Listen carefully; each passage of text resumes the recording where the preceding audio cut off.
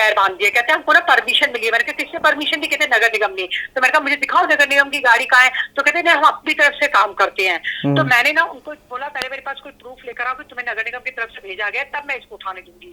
अब वो लोग ना उसको बांध के ना कॉलोनी में बीच में छोड़ के चले गए हैं कि हम ना गाड़ी लेके आ रहे हैं। आधा घंटा हो गया आए नहीं। कॉलोनी वाले मेरे से लड़ रहे कि तुमने उनको क्यों नहीं लेके जाने दिया, उनको बांध के क्यों छोड़ने के लिए बोला। अब मैं क्या करूँ? वेलकम टू बोलो loud presents the unheard heroes, एक ऐसा शो जहां हम उन हीरोज़ के बारे में बात करेंगे जिन्होंने अपनी ज़िंदगी का एक हिस्सा समाज को समर्पित कर दिया। अच्छा, अगर मैं आपसे कहूं कि आपकी ज़िंदगी में सबसे ज़्यादा इम्पोर्टेंट क्या है, तो आप में से कुछ लोग कहेंगे आपके बच्चे और आप में से कुछ लोग कहेंगे आपके माँ बाप। पर अगर मैं आपसे ये कहूं कि आपके माँ बाप को कोई चोट पहुंचा रहा है, आपके बच्चों को कोई हानि पहुंचा रहा है, तो आप क्या करेंगे? आई एम श्योर आप सबका खून खौल उठेगा। ऑब्वियसली बात आपके परिवार की है, लेकिन हम अपनी ज़रूरतें पूरी करते करते ये क्यों भूल जाते हैं कि हमारे साथ साथ एक और हिस्सा, एक और ज़िंदगी जिसे ऊपर वाले ने सेम रिसोर्सेज सेम लाइफ के साथ पैदा किया है, हमारे साथ ही इसी धरती पर। शायद आप में से कुछ लोग उनको बेज़ुबान कहते हैं, कुछ बेसहारा कहते हैं। आज मैं बात करूंगी एक ऐसे शख्स के बारे में जो भोपाल में रहते हैं। उनका नाम है अयान खान। उन्होंने अपनी लाइफ का एक पार्ट इन्हीं बेज़ुबान, इन्हीं बेसहारा के नाम कर दिया है। लोग उनको मसीहा बोलते हैं, कोई उनको भगवान। आइए उनसे सुनते हैं कि आखिर उनकी ज़िंदगी में क्या वो एक हिस्सा है जो उन्हें इंस्पायर करता है। So let's welcome our hero Mr Ayaan Khan. Hi Ayaan. Hello. You are on Bolo loud. Animal rescue करते हैं, और सिर्फ एनिमल नहीं, आप हर उस बेजुबान बेसहारा को रेस्क्यू करते हैं, वो चाहे इंसान हो जानवर हो। I already told my audience. अब मैं आपसे ये जानना चाहूँगी कि आप बेसिकली भोपाल से हैं या आपका लाइफ स्टाइल कैसा है, तो आप क्या करते हैं? हाँ जी, मैं भोपाल से ही हूँ। मैं एयरपोर्ट कॉलोनी साइड रहता हूँ, बैरागढ़ में। ओके। और मैं नगर निगम में कॉन्ट्रैक्टर हूँ। ठीक है। अभी अभी मेरा MSW कंप्लीट हुआ है। साथ में जो मेरा सोशल वर्क है उसके लिए मैं टाइम तो खैर नहीं निकालता, क्योंकि मैं उसमें हमेशा ही लगा रहता हूँ। किसी को दर्द कम करने के लिए मुझे टाइम की ज़रूरत नहीं है, वो तो हमेशा मैं उनके लिए अवेलेबल रहता हूँ। That's great Ayaan. कि फैमिली की साइड से कभी आपको प्रेशर किया गया पढ़ाई लिखाई को लेकर? हाँ जी, प्रेशर तो हमेशा करा है कि ये करो, इस जॉब में जाओ, उसके लिए फॉर्म भरो। बस मेरा उनसे ये रहता है कि जैसा आप चाहते हैं वैसा तो मैं कर ही रहा हूँ, है ना। और मेरी लाइफ यही है कि आप मुझे बस की परमिशन दीजिए, तो ठीक है, वो लोग सपोर्ट करते हैं, ज़्यादा प्रेशर भी नहीं देते हैं। आप रेस्क्यू लाइन में कैसे आए? मतलब आपके साथ ऐसा क्या हुआ, कौन सा वो पहला इंसिडेंट था बेसिकली जो जानना चाहूँगी मैं, कि आपको लगा कि नाउ फ्रॉम ऑन मेरे को रेस्क्यू करना है और मेरे को इनको एक जान को बचाना है? ये कैसे दिमाग में आया? मैं क्या घर जा रहा था, अपने दोस्त के साथ ही जा रहा था घर पे। तो मैंने देखा बहुत सारी लाल घाटी साइड बहुत सारी भीड़ लगी हुई है। जब मैं गया पास में, मैंने पूछा कि क्या हुआ, इतनी भीड़ क्यों लगी है? तो सब बोल रहे कि यहाँ पे एक लड़की का एक्सीडेंट हो गया। तो मैंने वही सोचा कि बीच रोड पे सिंपल सी सीधी रोड है, वहाँ कैसे एक्सीडेंट हो गया? तो मैंने पूछा कैसे हुआ? तो उन्होंने बताया कि यहाँ पर एक डॉग आ गया बीच में, उससे एक्सीडेंट हो गया। तो मैं सोचा कि भाई एक लड़की के लिए इतने सारे लोग, सब लोग खड़े हो गए। मैंने कहा फिर डॉग कहाँ पर है? तो बोलता वो शायद मेरे ख्याल वो पड़ा हुआ है। तो मैंने देखा वो दर्द से तड़प रहा है, बहुत तेज़ चिल्ला रहा है, पर उसके पास एक कोई भी नहीं, किसी को उस डॉग से मतलब नहीं, किसी को कुछ नहीं। तो मेरे दिमाग बस वहीं से ख़राब हो गया कि देखो इसको थोड़ी सी खरोच ही आई है, तो उसको लोग बागों ने इतना इसको पैम्परिंग कर रहा है, इतने सारे लोग आ गए, पर यहाँ पे बेचारा एक डॉग बेज़ुबान दर्द से तड़प रहा है, पर इसको किसी की चिंता नहीं। तो मैं तुरंत गया, मैंने उसको अपनी गाड़ी में बिठाया, उसको हॉस्पिटल लेके गया। वो जो फीमेल थी वो प्रेग्नेंट भी थी, तो पर मैं उसको बचा नहीं पाया। जब मैं उसको बचा नहीं पाया तो मेरे दिमाग में बस यही चीज़ दिमाग में बैठ गई कि इन लोगों को कोई सपोर्ट नहीं करता, तो मुझे इनका आगे रह के सपोर्ट करना है। तो बस मेरा सिलसिला जब से शुरू हुआ है तो आज तक चल ही रहा है। ओके। आप अकेले काम करते हो या आपके साथ एक टीम है बेसिकली, कैसे काम करते हो? नहीं, टीम तो मेरे साथ कोई है नहीं, है ना। मैं जब कोई भी फ्रेंड मेरे साथ चला जाता है हेल्प के लिए, या अधिकतर मैं अकेला ही जाता हूँ। अच्छा, जैसा जो रेडी हो जाए हम लोग चल देते हैं साथ में। ओके। तो इन सब के लिए आपके पास पैसे कहाँ से आते हैं? बिकॉज क्या है कि आप उनका ट्रीटमेंट करवाओगे, आप उनको दवाइयाँ भी करवाते हो, तो उसके लिए पैसे चाहिए। आपके पास कहाँ से आते हैं ये पैसे? पैसे तो ये है कि मैंने अपनी ज़रूरतें कम कर ली हैं इन लोगों की दर्द कम करने के लिए, बस ऐसे ही मैं मैनेज करता हूँ। क्या बात है। कभी किसी ने आगे बढ़कर आपकी मदद करने की कोशिश की है? हाँ, बोलते तो बहुत लोग हैं कि अगर कोई भी ज़रूरत पड़े तो बताइएगा। कुछ लोग हैं भी जो सपोर्ट खुद भी कर देते हैं आगे रह के, मतलब बहुत ज़्यादा ऐसा कोई आज तक सामने कोई नहीं आया। तो अभी तक आप कितने जानवरों को रेस्क्यू कर चुके होंगे? आज तक गिने तो नहीं, फिर पर भी एक। अनगिनत। मतलब ये कि ये समझ लीजिए कि हर दिन कभी 6, कभी 5, कभी 2, ओके, ये चलता ही रहता है ये सिलसिला। ओके। अच्छा, आपके पास ऐसे केसेस आते हैं जो अपने बच्चों को, मतलब आई मीन इन जानवरों को पाला है बट उन्हें अबेंडन कर देते हैं, छोड़ देते हैं? हाँ, अभी रिसेंटली आया था एक केस, एक फ़ोन आया था मेरे दोस्त का कि वेटनरी के पास एक डॉग बंधा हुआ है, वो किसी का पालतू है। अब अपने पास कोई प्रूफ तो थे नहीं, बस अपन को उसको सेफ जगह पहुंचाना था, तो अपन ने वहाँ से उसको रेस्क्यू करा। रेस्क्यू करने के बाद उसको अच्छी जगह पे सेटल करा। अच्छा, मतलब उसके साथ क्योंकि परेशानी थी, वो तकलीफ़ में था, तो इंसान अधिकतर तकलीफ़ में छोड़ देते हैं, वैसे ही उसके साथ करा और उसको छोड़ दिया गया, और कुछ नहीं। आप ऐसे लोगों को क्या कहना चाहोगे जो अपने बच्चों को पहले तो पालते हैं और मतलब एक टाइम आता है जब उन्हें साथ और सहारे की ज़रूरत होती है तो वो उन्हें रोड पे छोड़ देते हैं? आप ऐसे लोगों के बारे में उन्हें क्या सलाह देना चाहोगे अपनी तरफ से? मैं तो उन्हें यही सलाह दूंगा कि ये बेज़ुबान है, इसके साथ आप खड़े रहिए, ना कि इसको जब इसको ज़रूरत हो तो आप इसको धोखा दें। ये सिर्फ आपसे प्यार चाहते हैं और 2 वक्त की रोटी चाहते हैं, तो बुरे वक्त में इनका साथ दीजिए, ना कि आप इसको अकेला छोड़िए। क्योंकि पुराने लोग कहते हैं, मैंने सुना भी है, कि इनकी दुआ भी लगती है और उनकी बद्दुआ भी लगती है, बहुत सही तो कह रहे हैं आप। इस चीज़ से बहुत डर के चलें और बच के चलें। अच्छा, सिंस आपकी स्टोरी में एक बड़ी अच्छी पार्ट है जो आप इंसानों को भी रेस्क्यू करते हैं, वो हाँ क्या जी। कहानी है? आप थोड़ा बताइए मुझे। हाँ, मैं आपको बताता हूँ एक केस। ये हमारे इधर एक सिटी में एक केस हुआ था। एक बंदे का मेरे पास फ़ोन आया कि अयान भाई इधर पे कोई दर्द से तड़प रहा है। तो मैं गया, फिर मैंने कहा ठीक है मैं आता हूँ, मुझे घर से जाने में थोड़ा सा टाइम लग जाता है, तो मेरे को आधा घंटा लगा उसके बाद पहुँचने में। मुझे उसको ढूंढने में इसलिए तकलीफ भी नहीं हुई कि उसकी मुझे जो चिल्लाने की आवाज़ थी ना दर्द की, मुझे बस वहाँ खड़ा हुआ, मुझे आवाज़ आई, मैं चला गया। मैंने देखा कहाँ पर है, कंबल के नीचे वो तेज़ से चिल्ला रहा था दर्द से, क्योंकि उसके यहाँ पे चोट लग गई थी। चोट लगने के बाद कीड़े लग गए। कीड़े लग गए? हाँ जी, कीड़े लग एंड गए कोई थे। मदद के लिए आगे नहीं हाँ, हॉस्पिटल भी गए, हॉस्पिटल वालों ने भी कोई उसकी मदद नहीं करी। ओके, उसको बस जहाँ पर उसके एक साथ में कोई था बंदा जो उसके साथ गया था, हॉस्पिटल वालों ने कोई मदद नहीं करी, तो वापस अपनी जगह पे वो आ गया था। बस मैं उसके पास गया और फिर मैंने उसका ट्रीटमेंट जो होता है वो शुरू करा, ठीक है। और डॉक्टर से पूछ के।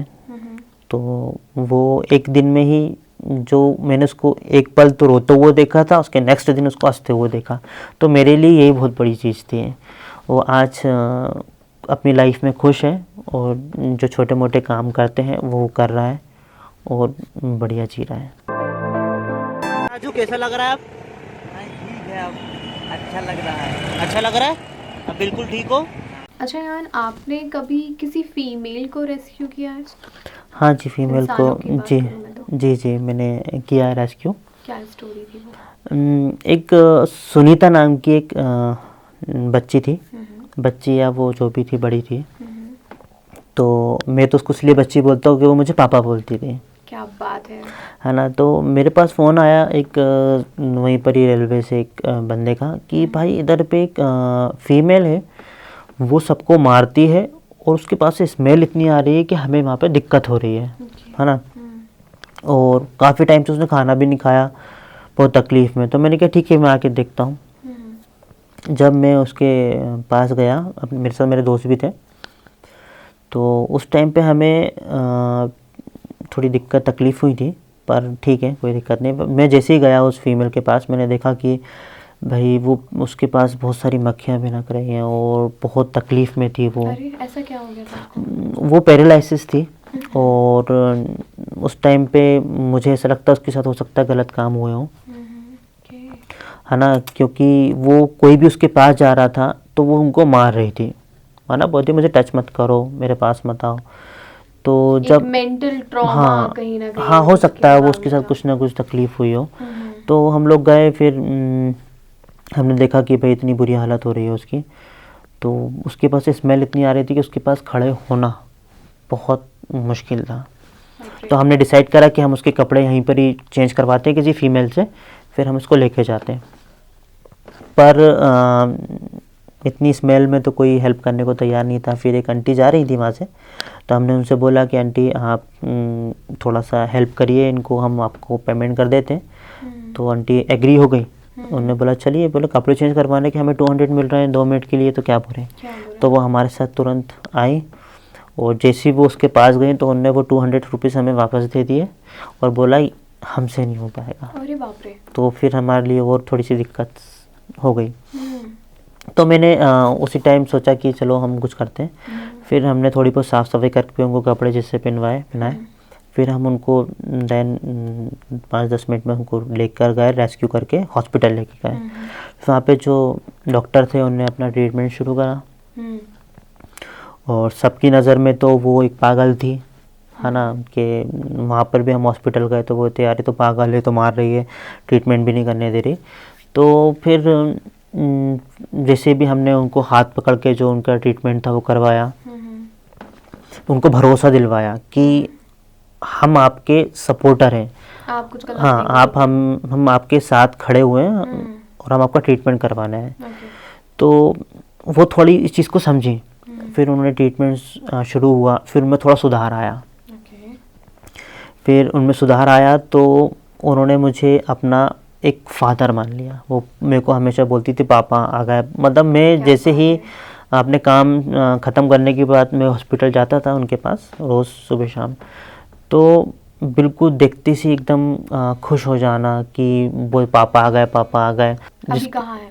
अभी तो मतलब काफ़ी टाइम हो गया उसकी डेथ हुए, डेथ हो चुकी है उसकी। हाँ, ये बड़ा इंटरेस्टिंग फैक्ट मुझे आपके बारे में पता चला कि आप ये तो करते ही हैं, रेस्क्यू करते हैं, लोगों को नई ज़िंदगी देते हैं। बट बड़ी अच्छी बात है आन जी के बारे में कि जो भी जिस धर्म का होता है वो उसे उसी धर्म के हिसाब से उसका अंतिम संस्कार करते हैं। एंड अभी तक आई थिंक आप 27 हाँ जी 28 बॉडीज़ वो ऐसे संस्कार कर चुके हैं जिसका भी जो भी धर्म है। एंड कई बार शायद घर से कोई आता भी नहीं है लेने, ड्यूरिंग द कोविड ऐसा शायद आपने के साथ हुआ है। तो हाँ, आप प्लीज बताइए। कोविड के टाइम पे तो बहुत हम लोग बोलते थे कि भाई आपके फादर की डेथ हो गई है, लेके जाइए, पर वही कि इंसान इतना मतलबी हो गया कि अच्छा, मैं आपसे ना थोड़ा सा पर्सनल रिलीजियस सवाल पूछूंगी। आपको कभी ऐसा आपके धर्म के लोगों ने बोला है कि यार ये क्यों कर रहा है?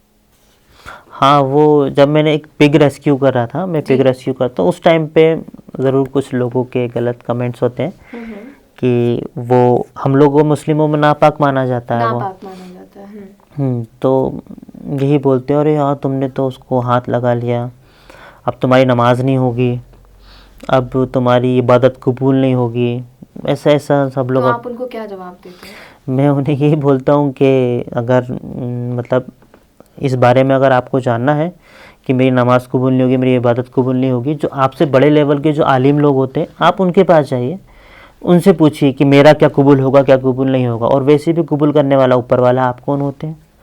तो जब हम अच्छा मैंने भी ये हमारे आलिम साहब जो होते हैं उनसे इस बारे में डिस्कस करा था, तो उन्होंने मेरे से यही बोला था कि आपने ये गुनाह नहीं किया, ये आपने सवाब से भी बहुत बड़ा सवाब किया है ना, कि एक बेजुबान की आपने जान बचाई है। और जहाँ तक रहा गंदा और साफ़ का सवाल, तो अगर आपने उसको रेस्क्यू करा उसके बाद आप ना के आप पाक हो जाएंगे, पर आपने उस बेजुबान की मदद करी, वो भी तो अल्लाह की बनाई हुई चीज़ है ना, है ना। तो उसकी मदद करना, अल्लाह खुद बोलता है कि तुम दुनिया वालों पे रहम करो, ऊपर वाला तुम पे रहम करेगा। तो ये चीज़ आप किसी पे नहीं आए हो मतलब कोई बात पे बिल्कुल कभी टेंशन ना लें और आगे रह के और मदद करें। अच्छा, जैसे कि हम सबको पता है कि सुप्रीम कोर्ट ने 429 और 428 के तहत, सेक्शन के तहत, ये ऑलरेडी क्लियर कर दिया है कि आपको क्रुएलिटी नहीं करनी है किसी भी जानवर के साथ। साथ ही आर्टिकल 21 भी यही कहता है कि जो भी जानवर जहाँ पैदा होता है उसे पूरा हक होता है वहाँ रहने का। इस सब के बावजूद ये लॉ बने हैं, उसके बावजूद भी लोग क्रुएलिटी करते हैं। या तो वो ट्रेंडिंग होने के लिए क्रुएलिटी करते हैं, या उनको फेमस होना होता है, या ना जस्ट फॉर अ फन। कभी कभी वो कहते नहीं शैतानी तत्व, कि उनको लगा कि अच्छा ठीक है चलो परेशान करना है तो शुरुआत कर दिया। इन सब लॉ होने के बाद भी लोग ऐसी हरकत करते हैं, तो आप इनके लिए क्या सजेशन देना चाहते हैं आयन जी? मैम, अपने इधर का जो लॉ है वो इतना इन बेजुबानों के लिए इतना कमज़ोर है, इतना इजी है उनके लिए कि उसको मतलब तकलीफ़ देने के बाद भी वो लोग आधे घंटे में उनकी बेल हो जाती है। मेरी आप सभी लोगों से यही रिक्वेस्ट है कि बेजुबान के दर्द को आप समझें, है ना, इनको हर्ट ना करें, इनको मारें नहीं। ये सिर्फ आपसे थोड़ा सा प्यार चाहते हैं, वो बदले में ये आपको इतना सारा प्यार देते हैं कि आप सोच भी नहीं सकते। तो मेरी आप सभी लोगों से हाथ जोड़ के रिक्वेस्ट है कि इनको समझो और इनको प्यार दो, इनको हर्ट मत करो, इनको भी समाज का एक हिस्सा बनाओ, इनके लिए भी एक घर में एक जगह रखो, कॉलोनी में जगह रखो, इनको भगाओ मत कॉलोनी से। जिस तरीके से अयान हमारे ही भोपाल में रहकर इतना अच्छा काम कर रहे हैं ना, मेरी भी आप सबसे रिक्वेस्ट है कि प्लीज़ आप उनको सपोर्ट करिए। तो जितना प्यार इनके दिल में है ये दिखाते हैं। आई वुड लव कि अगर आप आगे आएँ और किसी भी तरीके से अयान की हेल्प कर पाएँ। अयान का नंबर स्क्रीन पर फ्लैश हो रहा है। अगर आप किसी तरीके की फाइनेंशियल सपोर्ट उनको देना चाहते हैं, किसी तरह का कोई डोनेशन देना चाहते हैं, डॉग फूड हो गया, कैट फूड हो गया, या फिर आप किसी भी इंसान के लिए कोई हेल्प करना चाहते हैं, कपड़े हो गए, खाना हो गया, फूडिंग, लॉजिंग, एनीथिंग, आप किसी भी तरीके से अगर अयान के सपोर्ट में आ सकते हैं तो please contact him. Either you can contact बोलो loud so that we can support him. Thank you so much. Ayaan, ये बोलो लाउड की टीम की तरफ से आप जो इतना अच्छा काम कर रहे हो ना यार, उसके लिए एक छोटा सा तोहफा है। मैं शायद बहुत ज़्यादा तो नहीं कर पा रही हूँ और मैं बहुत मजबूर हूँ, लेकिन मेरी आपसे एक रिक्वेस्ट है कि प्लीज़ आप इसको ले लीजिए। Thank you. हमारी तरफ से एक डोनेशन है, आपके ये जो इतने प्यारे प्यारे बच्चों को आप खाना खिलाते हो, वो फूड डोनेशन बेसिकली हम कर रहे हैं आपके लिए। एंड लाइफ में कभी भी आपको लगता है ना कि बोलो loud can come for you, तो प्लीज़ हमें याद करिए। Thank you. हमें अपनी एक टीम का ना हिस्सा बना लीजिए। This is what I request. और आप सबसे भी मेरी यही रिक्वेस्ट है कि please support Ayan, please. Thank you so much.